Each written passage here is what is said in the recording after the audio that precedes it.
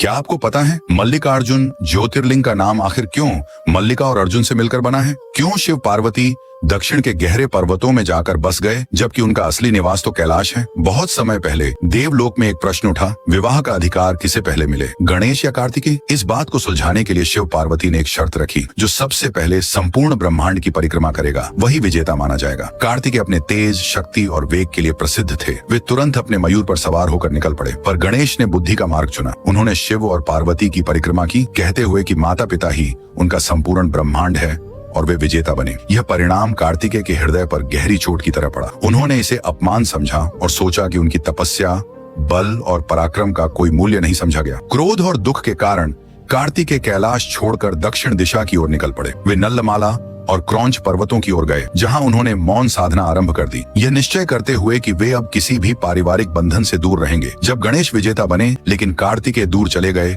तो शिव पार्वती का हृदय व्यथित हो उठा। पुत्र वियोग उन्हें सहन नहीं हुआ और वे भी दक्षिण की ओर कार्तिकेय को मनाने निकल पड़े। कहा जाता है कि जिस पर्वत पर वे रुके वहां की जयसमीन यानी मल्लिका पुष्पों की सुगंध ने पार्वती का मन अपनी ओर खींच लिया। वहीं उन्होंने मल्लिका पुष्पों से शिव की पूजा की। दूसरी ओर शिव ने कार्तिकेय की पीड़ा को समझते हुए एक नया दिव्य रूप धारण किया, अर्जुन, जिसका अर्थ है शूरवीर। और यही वह क्षण था जब मल्लिका और अर्जुन के मिलन से उस स्थान का नाम बना मल्लिकार्जुन। पार्वती इसी स्थान पर भ्रामरंभा रूप में विराजमान हुई, क्योंकि कहा जाता है कि कार्तिकेय की खोज में वे भौंडरे की तरह दिशाओं में भटक रही थी। अंत में जब कार्तिकेय ने देखा कि उनके माता पिता उनके पीछे आए हैं तो उनका क्रोध शांत हो गया। परिवार में पुनः प्रेम बहाल हुआ और वही पर्वत श्री शैलम मल्लिकार्जुन के नाम से सदा सदा के लिए पवित्र हो गया। इस मंदिर को शिव के 12 ज्योतिर्लिंगों में से एक और 52 शाक्त पीठों में से एक माना जाता है, जो भारत के आंध्र प्रदेश राज्य के श्री शैलम नामक पर्वतीय शहर में स्थित है। दोस्तों, अगर आपको ये कथा अच्छी लगी हो तो कमेंट में हर हर महादेव जरूर लिखें।